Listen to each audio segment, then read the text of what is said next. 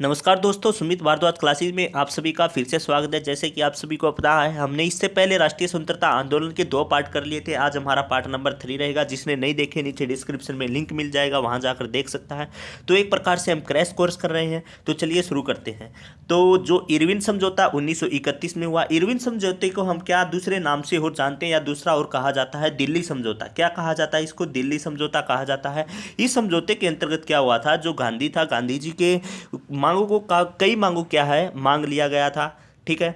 और इस समझौते के बाद क्या हुआ, जो द्वितीय गोलमेज सम्मेलन है उसके अंतर्गत क्या है, गांधी जी क्या है भाग ले लिया था, या शामिल हो गए थे। ठीक है, या तैयार हो गए थे। ठीक है। तो फिर आता है गोलमेज सम्मेलन। गोलमेज सम्मेलन मैं अलग अलग नहीं करवा रहा, तीनों इसी के अंतर्गत बताऊंगा। 30, 31, 32। ठीक है। पहले देखिए, भारतीय समस्याओं के समाधान के लिए सबसे पहले क्या लंदन में 1930, 31 और 32 में तीनों गोलमेज सम्मेलन का क्या किया गया, आयोजन किया गया था। किसके अंतर्गत? सन याद रखने हैं, 3 गोलमेज सम्मेलन थे, 30, 31, 32। ठीक है। फिर इन तीनों सम्मेलनों किसकी अध्यक्षता में किए गए थे? ब्रिटेन के प्रधानमंत्री रेमजे मैकडोनाल्ड की अध्यक्षता के अंतर्गत, या उनके द्वारा क्या है, ये तीनों सम्मेलन क्या है किए गए थे। ठीक है। अब बात आती है कि इन तीनों गोलमेज सम्मेलन में भाग लेने वाले ऐसे कौन कौन व्यक्ति थे जिसने इन तीनों गोलमेज सम्मेलन में भाग लिया।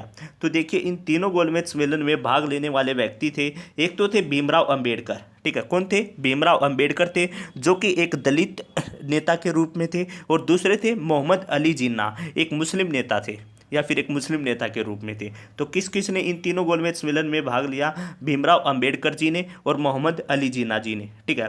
फिर आता है कुछ हम दूसरे सम्मेलन के बारे में बात करते हैं। दूसरे सम्मेलन में भी काफियों ने भाग लिया। उसके नाम कुछ है, महात्मा गांधी जी हो गए, सरोजनी नायडू हो गई, एनी बेसेंट जिनको हम इंडियन वोमेन लीडर के रूप में जानते हैं, और मदन मोहन मालवीय हिंदू महासभा के, और मोहम्मद इकबाल जो कि प्रसिद्ध शायर। इन सभी ने क्या है दूसरे सम्मेलन में भाग लिया। किस किस ने? मोहम्मद गांधी ने, सरोजनी नायडू ने, एनी बेसेंट ने, मदन मोहन मालवीय ने। ठीक है। फिर बात बात आती है कि गांधी जी ने क्या किया, जो इससे पहला पॉइंट हमने पढ़ा था, जो सविनय अवज्ञा आंदोलन, उसको इसमें क्या किया, गांधी जी ने दोबारा से रीस्टार्ट किया। 1932 में द्वितीय सविनय अवज्ञा आंदोलन की शुरुआत की गई। परंतु अब की बार क्या हुआ, यह क्या है ज़्यादा सफल नहीं हो पाया, और गांधी जी को फिर क्या किया गया, पूना में भेज दिया। पूना मतलब कि क्या, यरवदा जेल के अंतर्गत क्या है भेज दिया गया। ठीक है। बात आई समझ में? इन्होंने इसमें इसके अंतर्गत क्या किया, दोबारा से अपना सविनय अवज्ञा आंदोलन रीस्टार्ट किया। वहां पर क्या है, यह ज़्यादा सफल नहीं हो पाया, और इसको वहीं से क्या है पूना जेल में भेज दिया गया, यरोदा जेल में। ठीक है।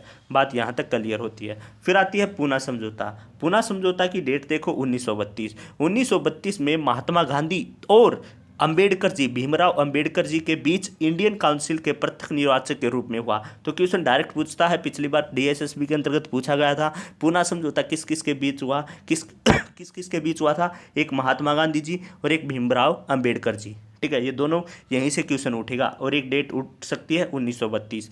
फिर इसके अंतर्गत और कुछ बात की गई, जो दलितों के लिए पहले 71 स्थान की जगह पर क्या है, जो सुरक्षित स्थान थे, अब कितने करने की संख्या कर दी, 148 करने की गई। ठीक है। पहले कितने थे? 71, अब 148। ठीक है। इसमें क्या हुआ, हरिजन सेवा संघ की स्थापना की गई 1932 में। किसके द्वारा की गई? गांधी के द्वारा की गई। तो पूछ सकता है कि 1932 में किस संघ की स्थापना की गई? गांधी के द्वारा हरिजन सेवा संघ की स्थापना की गई, और इसका अध्यक्ष जो था घनश्याम बिड़ला को बनाया गया था। किसको? घनश्याम बिड़ला को बनाया गया था। ठीक है। तो पुनः से एक ही क्वेश्चन आएगा, क्या आएगा, डेट, और किस किस के बीच हुआ था, महात्मा गांधी और अंबेडकर जी के बीच हुआ था। ठीक है। फिर बात आती है अगस्त प्रस्ताव। अगस्त प्रस्ताव 1940। ठीक है। 8 अगस्त 1940 को उस समय एक वायसराय थे, उसका नाम क्या था, लॉर्ड लिन लिथगो। इन्होंने क्या है अगस्त प्रस्ताव को जारी किया गया था इनके द्वारा। तो पूछ सकता है कि किस वायसराय के द्वारा जारी किया गया था अगस्त प्रस्ताव? तो लॉर्ड लिन लिथगो के द्वारा किया गया था। कब? 1940 के अंतर्गत। इसमें क्या हुआ था कि इस प्रस्ताव के अंतर्गत जो युद्ध संबंधी जितने भी विचार हैं, उन सभी को क्या है, उन परामर्श समिति का क्या किया गया था, गठन किया गया था। ठीक है। तो फिर आता है क्रिप्स मिशन। क्रिप्स मिशन के बारे में आप सभी को पता है, 1942। इसके क्रिप्स मिशन के अध्यक्ष कौन है? सर स्टैनफोर्ड जो हैं, ये क्रिप्स मिशन के अध्यक्ष हैं। क्रिप्स मिशन का एक प्रकार से उद्देश्य क्या था? इसका उद्देश्य था कि जो द्वितीय विश्व युद्ध है उसके अंतर्गत जो भारत का ब्रिटिश सरकार के द्वारा क्या है पूर्ण सहयोग प्राप्त करना, ये क्रिप्स मिशन का क्या है उद्देश्य रहा। गांधी जी ने क्रिप्स मिशन के खिलाफ एक टिप्पणी करते हुए इसे नष्ट करने हेतु एक बैंक में क्या किया, आगामी तिथि वाला एक चेक कहा। तो पूछ सकता है गांधी जी ने इसको क्या कहा, चेक कहा। क्या कहा, चेक कहा। ठीक है, यहाँ तक क्रिप्स मिशन की बात हो गई। फिर आता है भारत छोड़ो आंदोलन। भारत छोड़ो आंदोलन की बात करते हैं 1942।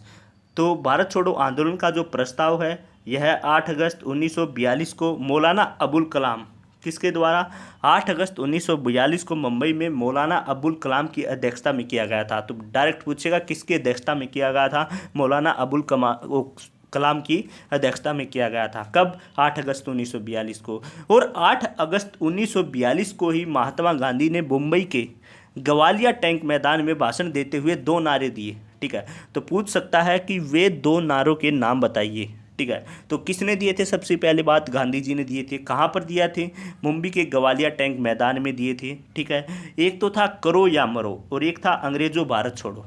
ठीक है, क्या था, करो या मरो, अंग्रेजों भारत छोड़ो, ये दोनों क्या है गांधी के द्वारा दिए गए थे, ग्वालिया मैदान में दिए गए थे। ठीक है, 1942 में दिए गए थे। क्लियर। फिर क्या हुआ, और 9 अगस्त 1942 को आंदोलन शुरू हुआ और इसको ना एक नेतृत्वहीन बोला गया। नेतृत्वहीन मतलब क्या है कि इस भारत छोड़ो आंदोलन का क्या है, कोई नेता नहीं था। ठीक है, तो इस प्रकार को इसको नेतृत्वहीन बोला गया। फिर क्या हुआ, 1942 के बाद गांधी जी की पत्नी का नाम आपको पता ही है, कस्तूरबा गांधी, तथा उसके एक निजी सचिव थे जिसका नाम था महादेव देसाई। उन सभी को क्या है गिरफ्तार कर लिया गया और पूना में क्या है आगा खां प्लेस जेल में भेज दिया गया। और जो ये आगा खां प्लेस जेल है इसी के अंतर्गत जो कस्तूरबा गांधी है उनकी क्या है समाधि है। ठीक है, बात आई समझ में। तो कस्तूरबा गांधी की समाधि क्या है, कहाँ पर है, आगा खां प्लेस जेल में है। ये कहाँ पर है, पूना के में है। ठीक है, बात आई समझ में। तो यहाँ तक मेरे ख्याल से भारत छोड़ो आंदोलन भी हो गया।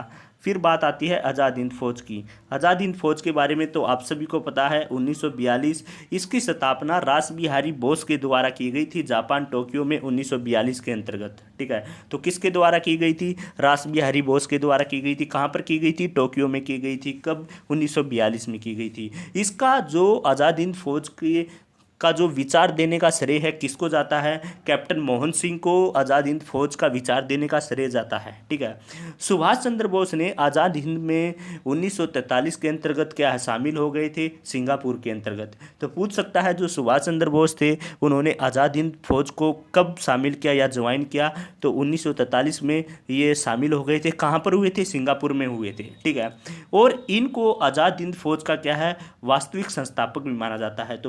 तो सुभाष चंद्र बोस जी को ही आज़ाद हिंद फौज का क्या है वास्तविक संस्थापक माना जाता है। और इसको आज़ाद हिंद फौज का क्या है पहला कप्तान भी कहा जाता है। देखो, सबसे पहली बात, सुभाष चंद्र बोस को वास्तविक संस्थापक बोला जाता है, पहला कप्तान बोला जाता है। 1943 में शामिल हुए, कहाँ पर हुए भाई, सिंगापुर में शामिल हुए। रास बिहारी बोस के द्वारा किया गया। श्रेय किसको जाता है, कैप्टन मोहन सिंह को जाता है। ये सभी आज़ाद हिंद फौज से रिलेटेड हो गया। फिर आता है cabinet mission. Cabinet mission 1946। Cabinet mission में क्या था, इसके अंतर्गत ना 3 सदस्य आते हैं। कौन कौन से, जो पैथिक लॉरेंस ये चेयरमैन थे। ठीक है, सर स्टैनफोर्ड थे दूसरे, और एक तीसरा आता है एवी अलेक्जेंडर। ठीक है, ये तीनों इस कैबिनेट मिशन के सदस्य आते हैं। क्वेश्चन यहाँ से क्या पूछता है कि जो भारतीय संविधान सभा का जो गठन है 9 दिसंबर 1946 पर हुआ था, किस कमेटी के द्वारा किया गया था या किसकी सिफारिश पर किया गया था, तो कैबिनेट मिशन की सिफारिश पर किया गया था। किसका, भारतीय संविधान सभा का गठन। तो यहाँ से डायरेक्ट पूछेगा भारतीय संविधान सभा का गठन किस कमेटी के द्वारा किया गया था या किसकी सिफारिश पर किया गया था, कैबिनेट मिशन की सिफारिश पर किया गया था। ठीक है, फिर आता है माउंटबेटन योजना 1947। अब माउंटबेटन योजना का जो सबसे लास्ट वाला वायसराय था, ठीक है, लॉर्ड माउंटबेटन थे, सबसे लास्ट वाले वायसराय थे ये, और जो पहला ब्रिटिश गवर्नर जनरल था यही थे। ठीक है, इसमें क्या हुआ कि 3 जून 1947 को उन्होंने एक योजना प्रस्तुत की। और उस योजना के अंतर्गत क्या कहा गया, उन्होंने बोला कि भारत को 15 अगस्त 1947 को 2 भागों में बांट कर क्या है आज़ादी दी जाएगी। तो कब बोला गया था ये, 3 जून 1947 को इन्होंने एक योजना बनाई जिसमें इन्होंने कहा कि भारत को आज़ादी दे दी जाएगी पर भारत को 2 भागों में बांट दिया जाएगा। ठीक है, और फिर क्या हुआ, इसके बाद इस योजना में 18 जुलाई 1947 18 जुलाई 1947 के ब्रिटिश क्राउन द्वारा, किसके द्वारा, ब्रिटिश क्राउन द्वारा इस योजना को क्या कर दिया गया, मंजूरी दे दी गई थी। और फिर 15 अगस्त 1947 को क्या है, भारत आज़ाद हो गया था या आज़ादी मिल गई थी। बात है समझ में, क्या बोला, माउंटबेटन सबसे लास्ट जो गवर्नर जनरल रहे और पहला ब्रिटिश लास्ट वाइसराय रहे, पहला गवर्नर जनरल रहा।